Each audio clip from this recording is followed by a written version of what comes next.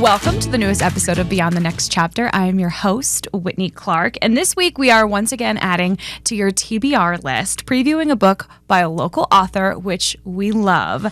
Picture this. A commercial airline pilot has a heart attack at 35,000 feet and crashes into a nuclear power plant in a small town in Minnesota. That is the story of Worst Case Scenario by TJ Newman. And TJ is joining us today. Thank you so much for being here. My pleasure. Thank you. So tell me how you came up with this story. So the idea for this story, actually, the seed was planted way back when I was doing research for my first book, Falling. And when I was researching for that book, I asked a lot of real pilots, a lot of questions about sort of the nuts and bolts of flying, the procedures, the policies, just everything about being a pilot. And I asked a lot about the emotional side of it too. Mentally, emotionally, where were they at when they were flying? And the question that I asked most often was, what is your greatest fear? And the answers, it kind of surprised me. They were pretty repetitive. A lot of wires. Pilots get worried about getting caught up in power lines. They worry about making the wrong call in an emergency situation. They worry about not being able to make any call, freezing up and not doing what they need to do. They worry about their family. They worry about turning their spouses into widows and widowers. The answers were kind of very similar until one day I asked a pilot this, and he said, my greatest fear is a commercial airliner crashing into a nuclear power plant. And I didn't know if he was serious, and I kind of brushed him off, and I was like, no, seriously. And he was like, seriously? And so I started explaining why that wasn't a fear for me. They've shown, after we live in a post-September 11th world, they've run the studies, they've shown that, they've beefed up the security and they've fortified the buildings in ways that, show that it's fine, even if that did happen. Like we know that's a target, and so we've done what we need to do to make sure that's not going to be an issue. And the whole time that I'm explaining this to him, he's just kind of like listening to me. And I finally get to the end of this, and he just goes, that's exactly what they want you to think. It's like, ooh, put a pin on that. I will be circling back to that later. So when it came time to write my third book, and I was going back through like the, categories of, what was absolutely terrifying, that was top of the list. Wow. And your book goes into a lot of detail about how power plants are operated. I mean, I will admit I knew basically nothing about power plants until I was reading this thinking, wow, this is very technical, but in a way that's easy to understand. What kind of research did you have to do about nuclear power plants and how they work? Yeah, I mean, I was like you. I knew relatively very little. And so I had to do a ton of research. The good thing with this book was there was a ton of research to be had. With my other books, I had to, my second book's about a plane at the bottom of the ocean with people still alive trapped inside. There's not many case studies for that, so I kind of had to, like with that, I'd research, how you do a salvage dive, or how you, like a sunken ship, or a submarine in distress. That's what I had to research. With this, nuclear power plants, the information is readily available. There's tons of transparency within the industry, and all of the science and all the information is out there.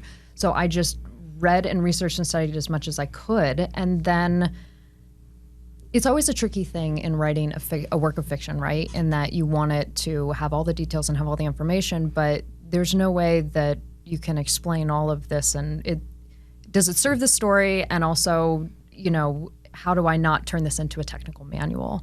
And the way I approach research is I read as much as I can, I study as much as I can, and when I feel like I at least have a understanding of what it is, then, do you know the cartoonist Hirschfeld? He does sort of like the New Yorker cartoons. Oh, yeah. Like very simple, very sparse caricatures of famous people, right? Yeah. And it's like, I'm always amazed that he can draw someone, and in like 3 very careful strokes, you go, oh, it's Liza Minnelli.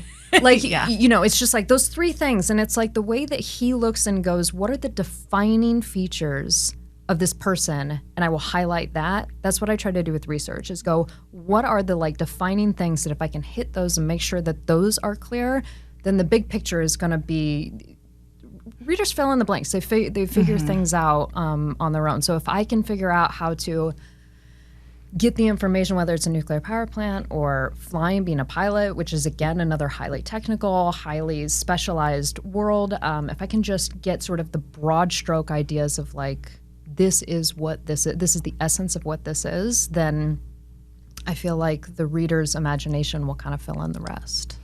And this is your third book in the last few years. When did you start working on this book? What is sort of, how do you begin the process, and how long did it actually take for you to finish? Great question. Well, my first book, Falling, took me years, almost 40 drafts to get it to the final product, years and years and years of getting it where it needed to be, because I wrote that book as a pantser, right? Like when you're in the writing world, you're either a pantser or a plotter. Oh, I'm sorry, a what? Yeah, so a pantser is someone who writes by the seat of their pants. They don't know the story, they don't know where it's going to go. They just sit down to write, and as the spirit moves them, the story appears to them. And that's what I did with Falling. I had no clue what that story was going to be. I started writing the scene where the captain learns of the predicament that his family is in, which is not the beginning of the book. It's and I started there and then just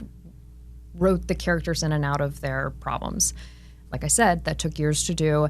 Almost 40 drafts. It was a process figuring out how to do that, because my books are very plot focused and a lot of moving parts and a lot of details to make sure that they all work together. When I went to write Drowning, I knew that I didn't have that luxury of time to sort of just trial and error figure my way to the story. So I became a plotter, which is when a writer knows exactly what they're doing ahead of time. So you plot it out, and you know the story before you sit down to write it. So with Drowning and also with Worst Case Scenario, I had 50 to 60 page outline, so that when I went to sit down, I would just pull up the seat and see chapter 1, and then it would be just like, this is what happens in chapter 1, and I would reread that, then just sit and close my eyes and just go. So Falling took years and years and years. Drowning took about 16 months, I want to say, somewhere around like that. This one took probably 4 to 5. So I'm getting faster as I sort of figure out how to do this, and I'm figuring out, how I write, what my habits and my daily routines are. So I'm getting there. It's it's becoming more of like okay, I know what I'm doing. I can sort of relax and just do it, which is nice. I'm a pantser. You're a pantser, or no, you're a plotter. I've been both, but I'm a converted plotter now at this point. And you worked at Changing Hands, so you're someone that grew up loving books, being around books. How is it being in the publishing world as an author? I mean, is it just like a complete 180? Have you learned so much about how the industry works from an author standpoint? I have learned so much. It's really been fascinating. It's like lifelong reader and writer turned into bookseller, now turned into, published author. It's a fascinating industry, and sort of having the more holistic approach or understanding of how the whole thing works has been really quite an education. And I have to tell you, it has given me such respect for anyone who not just writes a book, but is able to get it past the finish line, and then able to be lucky enough to get representation, and then lucky enough to get a publisher, and then lucky enough to have it out there. And if it's a success, if you're lucky enough to have it a success, like the number of things, now that I understand the totality of what it takes to make something, to make a piece of art, and then to get it out into the marketplace and into readers' hands and have it be well received and successful, my respect for anybody who's doing it, just it's a tough industry. Because 40 drafts, you said, for your first book, was that drafts that you wrote, gave to the publisher, they marked, they said, okay, no, fix this, or was that you yourself sort of self-editing along the way? A little bit of both. So I wrote probably 30 drafts on my own, just trying to figure out, because I'd never written a book like this before. I'd never tried to tell this kind of story in this kind of a way. So it really took me a long time to get it to the point that I felt like I had told the story the best I could. And at that point, I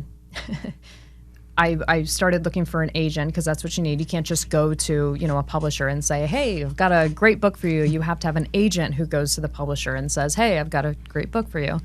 So I started looking for a literary agent, and you do you submit your work to them. It's a submission process. You send them your query letter. If anybody doesn't know what that is, because I didn't, I knew nothing about this going into it. I literally bought a book called The Essential Guide to Getting Your Book Published and read it and followed the directions. Step 1, get a literary agent. Yeah. So you write a query letter, which is basically like a one-page sheet of like, I'm so-and-so, this is my book, this is why you should want to represent me, ta-da. And you start sending this out to agents and see, who's interested. So I sent my query letter out, and no one was interested. No one was interested. I sent it to 41 agents, all of whom rejected it and showed zero interest. And my 42nd submission was to Shane Salerno of the Story Factory, who was my one and only yes, and he is my current agent. And so once he got on board, then it was like, okay, we need to do a few more. We need to work out a few things. We need to make some changes. Because like I said, I had taken as far as I knew to tell the story the best that I could. Then he got on board, and it was like, oh, there's totally other new ways that I would have never considered to tell the story better. So then together I worked that thing through another, 5 to 10 drafts with him. And then at that point, it was like, okay, now we're ready to go to a publisher. So then we went to the publisher, and he sent it to a publisher and said they had an exclusive to make an offer. He sent it on a Thursday, I think, said they had until Monday, an exclusive until Monday to make an offer, at which point after that he would take it wider. And the publisher called the next day and said, we want it. Wow. Yeah, so like I said, once somebody else got on board, things got a little easier after that. And then, of course, once the publisher has it, then there's still multiple drafts after that. Your editor reads it, then the copy editor. So it's a song that never ends. Yeah. How are you feeling now, just ahead of the release of Worst Case Scenario, your third book? How are you feeling going into this versus how you felt before the debut of your first book? Great question. It's really been so fascinating to see that, and kind of a nice relief of a lot of the fears that I had and a lot of the anxieties that I had with the first one and then with the second weren't there, which was kind of nice. There's still a lot of fear and anxiety, and of course it's a overwhelming and scary, process, but kind of that terror of having no clue what's going on with the first and having no idea if any of this is going to work. That sort of fear and anxiety of just like, what am I doing? I don't know what to do. Every single step in the process the first time around is new, and you have to learn, because you just don't know what you don't know. Mm-hmm. The second time, it's this unbelievably terrifying feeling of, can I do it again? Was it a fluke? Yeah. Was it just a one-time thing and I actually don't have what it takes? Can I actually do this? And that's like a different kind of terror altogether. And it's kind of nice that both of those things I can let go of a little bit. And it's still terrifying. It's still, anytime you put your heart and your soul into a piece of art and bare yourself in front of the world and say, like, I don't know, I think this is kind of cool. What do you think? Yeah. It's a terrifying, terrifying experience. But I've been able to let go of that, like, okay, I think I've earned my place here to do this. And that's been a nice treat that I kind of wasn't expecting. Yeah. And speaking of sort of anxiety, I feel myself I'm reading Worst Case Scenario right now. Last night I couldn't sleep because I was thinking in my head, like, what if they do this? What if they do that? Going through all of the different scenarios and how they can sort of get out and safely out of this situation. How do you build that anxiety and how do you build that up when you're writing, your stories? Because it truly is like you just want to keep reading and want to know what's next. I think I'm right there with you. Like that anxiety that you're feeling, it's like that was my anxiety too, where I'm looking, I've got all the research, I'm figuring this out, and I'm going, how do they get out of this? Like, it's very easy to get your characters into trouble. It's a lot harder to get them out of trouble, and figuring out, what that needs to happen. The way I structure my stories is I kind of reverse engineer them.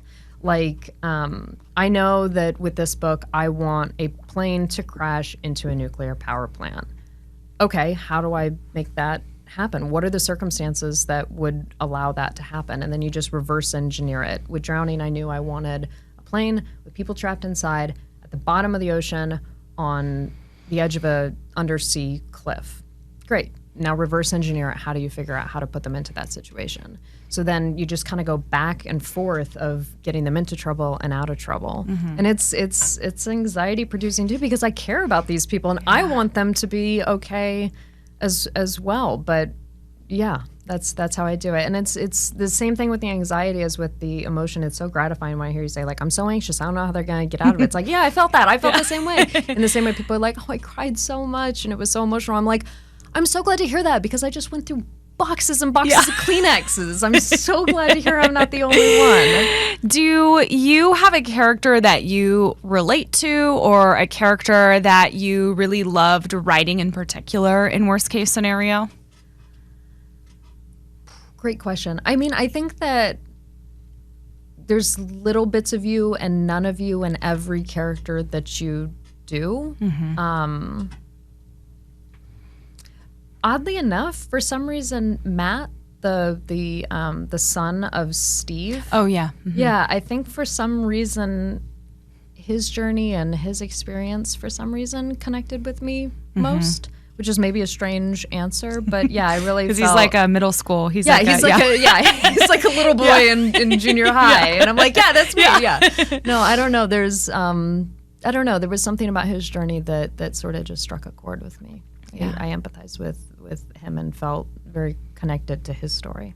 And did you choose small town in Minnesota? Did you choose this location for a reason? Just kind of wanted to like represent small town America, something that would really impact this town where there's, history between, Ethan and Joss and, all these people that kind of creates more of a story anyway. That sort of came about from the reverse engineering that I was just talking about.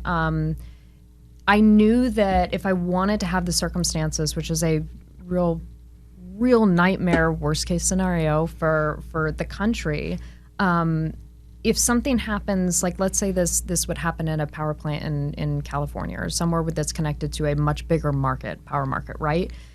There's going to be a lot more safeguards in place in a place like that. It's sort of like the concept of too big to fail. Big cities, big things like that, they get the attention, they get the funds that they need.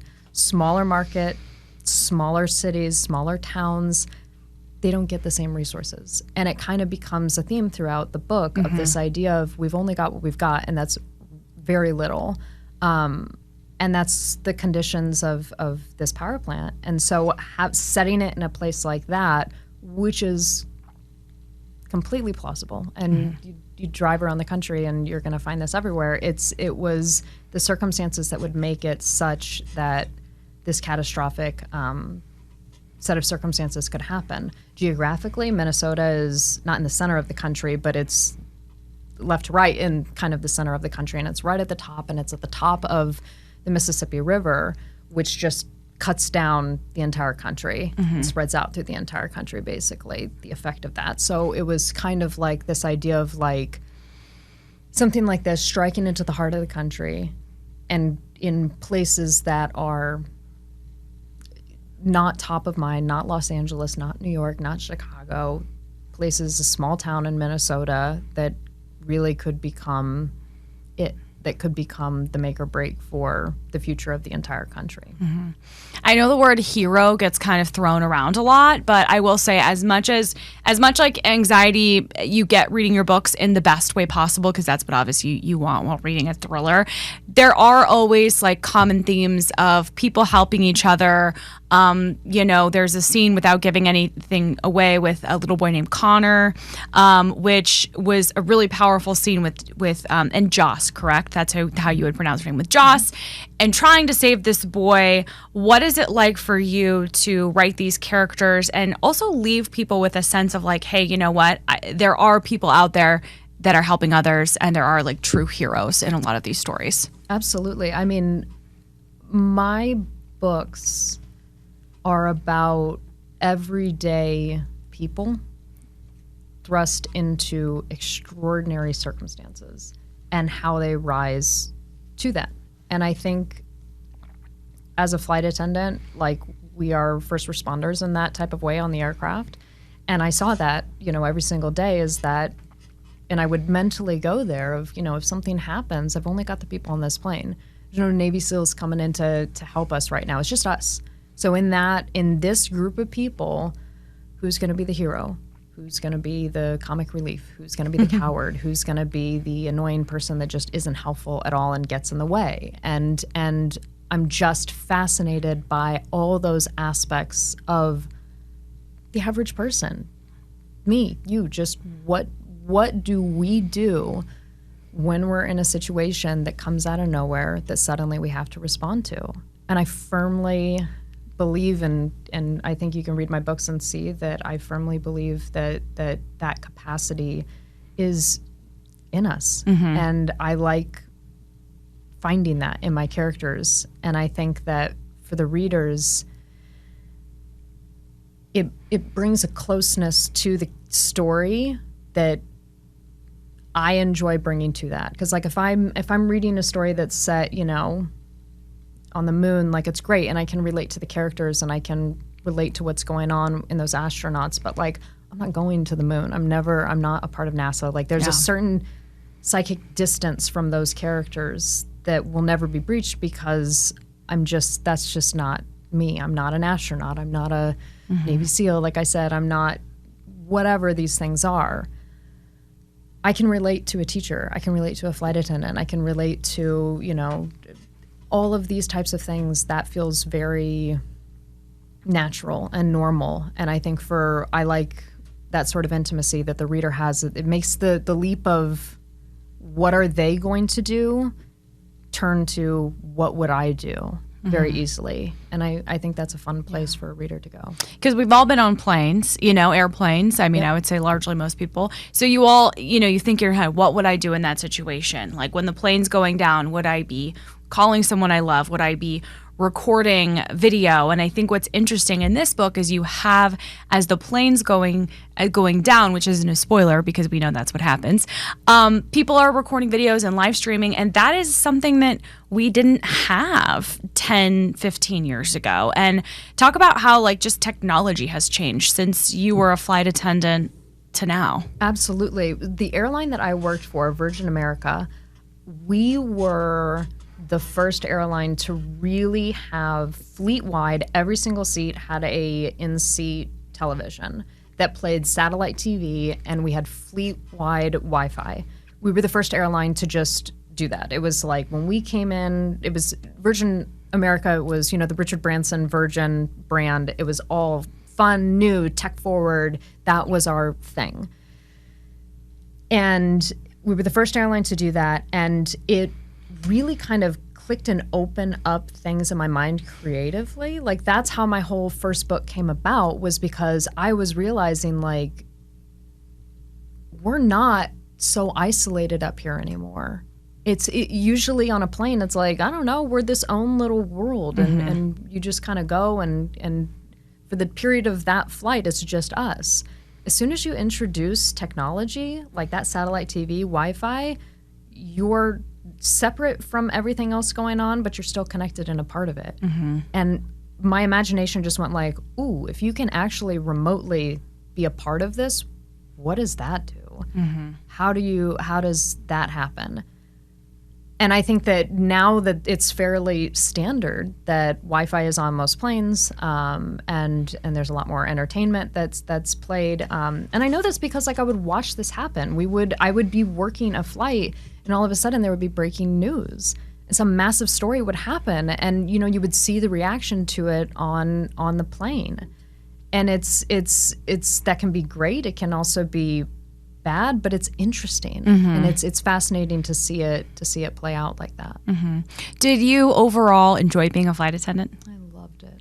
You can read my books and see that, like, I loved These in particular, my first book is just a love letter to the industry. It's a phenomenal job working with the most phenomenal teammates that you can imagine, and it really is a crew like in the trenches together atmosphere that I love. My mom was a flight attendant. My sister was a flight attendant. We call it the family business, and I love it. How often did you work with some of the same people? Like, were you often on the same flights as other flight attendants? I was. So every airline's kind of different. The airline that I worked for, Virgin America, we were very small. We were new startup airline, and we were pretty small, and our bases were even smaller. I was based in Los Angeles, so we did fly with a lot of people over and over and over again. Which is great and not great, if you got someone you don't agree with, that can be. Yeah. But it was, it was 99% of the time was just heaven. You're just working. I got paid to just play with my friends, it felt like. We loved it.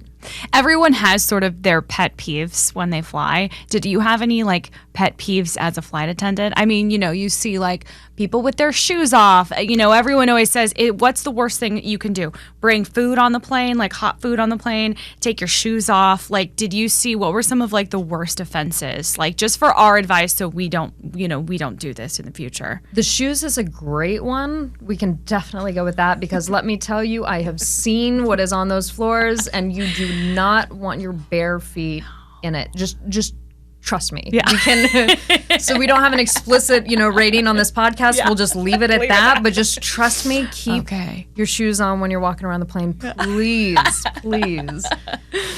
Noted. Yeah. I was a bookseller at Changing Hands, and then I left Changing Hands to be a flight attendant.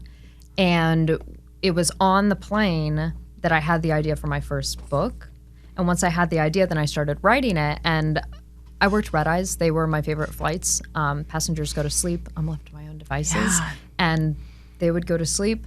I'd go to work. And I wrote much of my first book by hand in the forward galley while everybody slept. And so I wrote it at work during the whole time. And it was great because I could do research. I'd be working through something and I wouldn't know what to do. I can't tell you how many times this would happen. Yeah. I'd be working through something and I'd be like, I don't know what to do. Like, I don't know how they get out of that. And then we do like a bathroom break and the pilot would come out and I'd like just randomly ask a question. And he'd say, well, you know, this and this and this. And I'd say, wait, what? And he'd be like, this and this. I'd be like, tell me more. And it was just like the problem would work itself out. Mm-hmm. Yeah. What is it like for you? I know on August 13th, you have an event at Changing Hands. What is it like for you to go back there to be talking about your book? It's what I dreamed of. I mean, my time working at the store was when my dream of being a published writer became a concrete goal. Working there, shelving the books, when I would shelve books with an author with my last name, I used to take my thumb and cover the first name and pretend that I was shelving my own book. That's so cool. Being in that environment, being with booksellers and people who love to read, hosting the events and seeing, authors come in and do these events, I would stand back there and watch it and just be like, I want to be up there. I want to do that. I want this. And that's, my time there was just absolutely formative for where I am now. And when I left the store and then became a flight attendant, that was like the missing component was like, okay, I know I want to do this, but like, what stories do I have to tell? Like, why would somebody buy my book? What stories do I have that nobody else can tell? Yeah. And I didn't discover that until I was a flight attendant.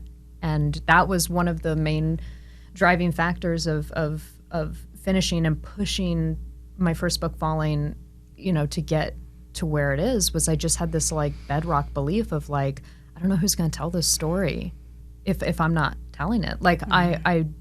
I don't know how this is going to be if I don't do it. Mm-hmm. And I feel like that sort of like uniqueness was just kind of like, keep going.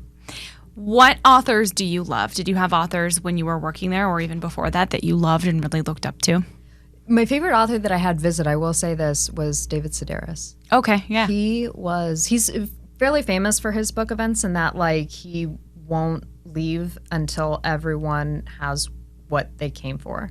We were there, I think we were at the store until about 3 a.m. Oh my God, really? Because he just like, people come up to get their book signs and he'll just sit back and just start a conversation. He doesn't rush anything. And so we were there like literally until like 3 a.m. And at that point it was just like me and a couple of people that work there and him and his publicist. And we just sat around giggling as he just went, he was just lovely and hilarious. And he just, he was probably my favorite author that we had come visit. And that sort of left a mark on me, that sort of just generosity of just like, of experiencing that. As far as like readers go, like or writers that sort of inspire me, like I would say Michael Crichton is sort of like the most impactful writer on the type of stories that I love and have to tell. When I read Jurassic Park and also when I saw the movie, I mean, it just like opened up my mind in a way that it hadn't been open previously.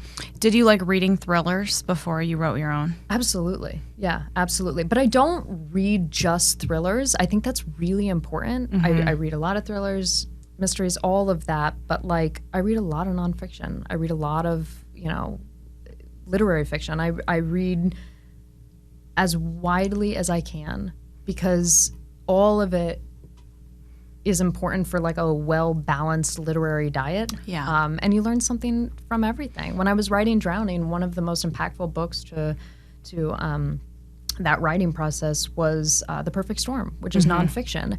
And it really helped show me, because that's a nonfiction book that reads like fiction. And I realized that when you're writing stories as big and kind of crazy as what I'm doing, as big as a plane at the bottom of the ocean with people trapped inside, it's very easy to go into sensational and just big and just too much, that I use The Perfect Storm sort of as a grounding point of like, keep it simple, almost report it like it's a nonfiction story that you're just reporting on what's happening. And that sort of like paring it down to just characters and plot in a way, like really helped make that story just a little more focused. So that's why I try to read sort of as widely as I can, because you take something from everything. Yeah, I agree. And I read a lot of both. Do you do audiobooks ever? Or do you? Okay. I love audiobooks. I tend to listen. I do the audiobooks when it's nonfiction and it's read by typically the author. Yep.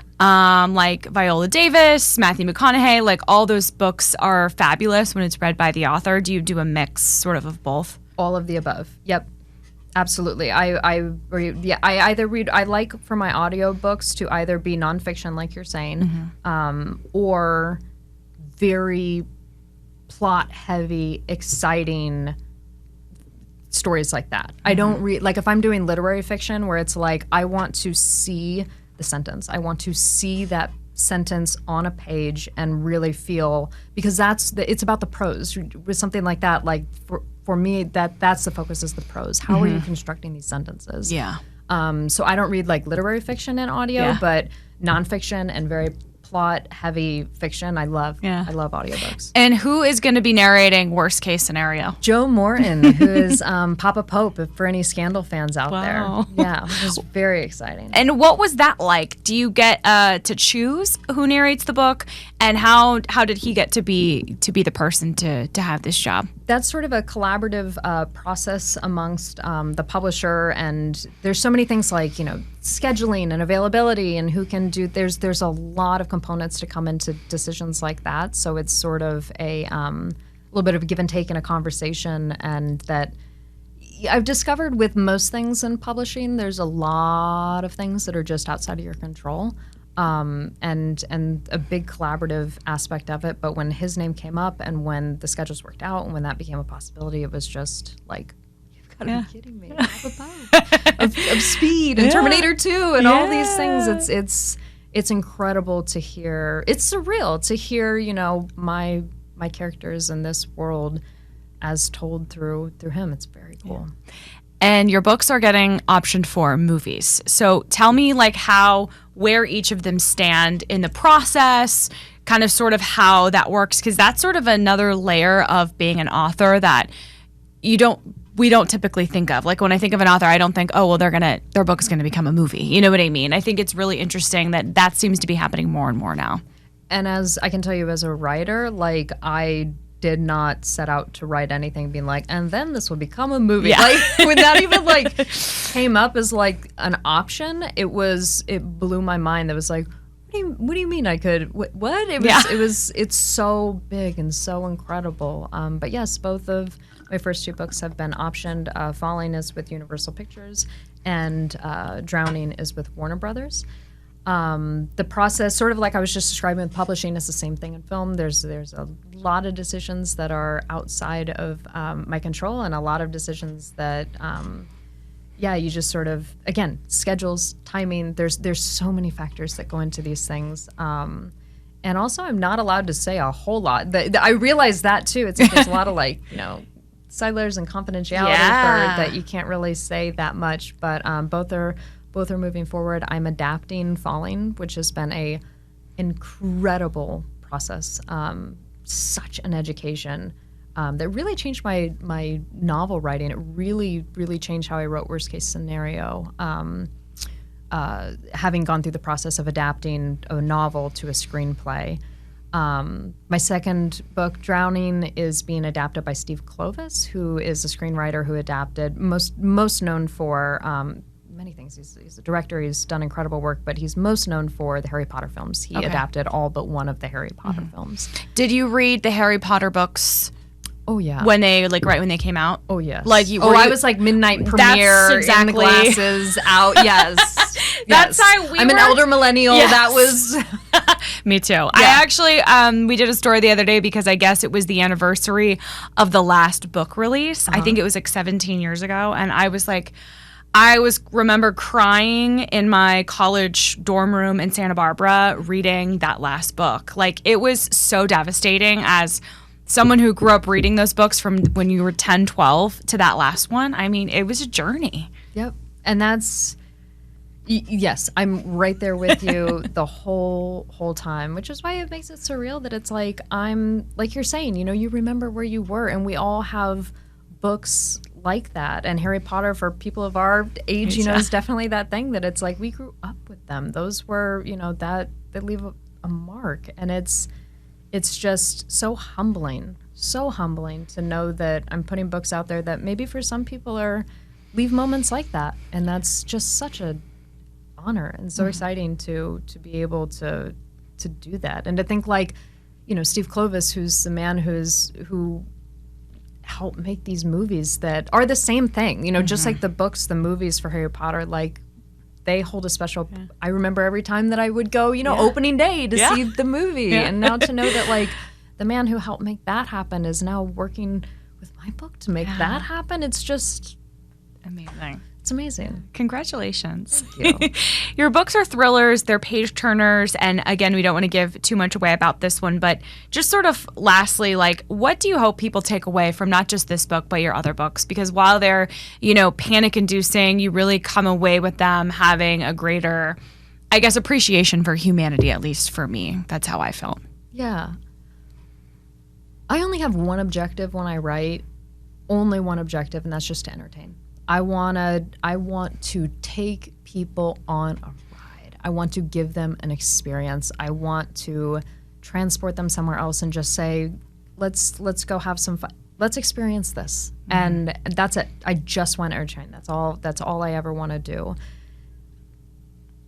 When people come and say that, it affected them and made them feel things or think things, I think that's so wonderful to know that like something that for me the takeaway might have been this, for someone else is something entirely different. And that's the beauty of books, right? Is you all take something, everyone takes something different from it. Yeah. I don't know that I have anything that I would want readers to take away other than their own, what they bring to it. But I think it's fairly obvious that I'm a champion of humanity. I really, I refuse to accept that we are not ultimately wanting to do good in this world. I refuse to accept it, despite what the news shows us, despite what people want to say. I refuse to accept that we are not, at our core, good people. Oh, I'm getting emotional. Why am I getting emotional? God, this is so sorry. Sorry. No, it's okay. It's just went from like, crier. Harry Potter to like, No, but I get it. I'm also an emotional person, and I do feel like weirdly somehow safer, like after reading your books and the response from people, and that there are true heroes, and I think you do such a great job of showing that in the skies too. So I'm sorry for making you emotional. It doesn't take much. Yeah. I'm a crier. Yeah.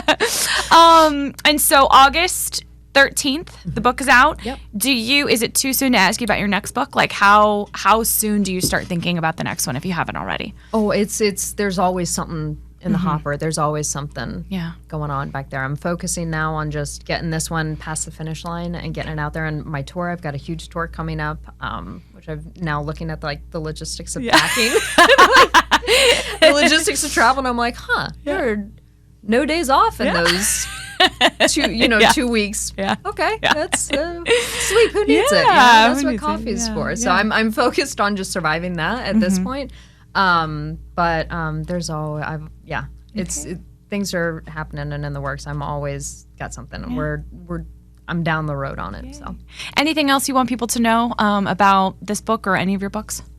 No, this has been a really good conversation, and I feel like the first two are available now. The next one's out August 13th, and I'm just appreciative of anybody who takes a chance on my stories. Yay, TJ, thank you so much. I appreciate it.